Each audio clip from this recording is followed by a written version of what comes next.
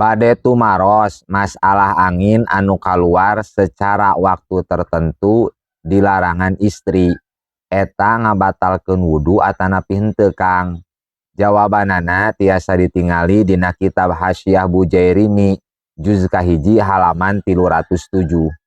Kang ibaratna pain tahakoko mangka lamun narima nyata naon hurujurihi kaluarna angin minal kubuli tina palawangan payun, rek palawangan payun istri atanapi palawangan payun pameget. Palawangan payun teh larangan tea, zakar tea, parji tea, kemaluan lamun cek bahasa kiwari mah.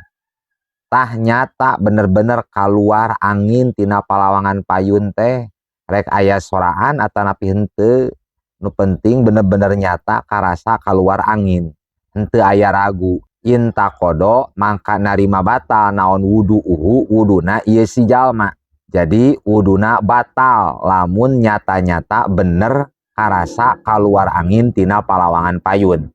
Pakod soroha maka tetela geus ngajelaskeun saha imamuna, imam urang sadaya nyatana Imam Asy-Syafi'i fil ummi dina kitab al-um bi anna khurujarrihi kalawan sanyana kaluarna angin minal kubuli tina palawangan payun alias tina kemaluan rek kemaluan istri atanapi kemaluan pameget eta teh nakidun matak ngabatalkeun kana wudu kaluarna angin tina palawangan payun teh.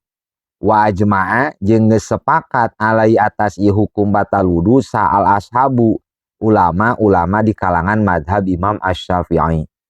Jadi kesimpulanana lamun nyata bener-bener karasa kaluar angin tina palawangan payun tina kemaluan istri atanapi kemaluan pameget nyata ieu mah karasa rek aya soraan atanapi henteu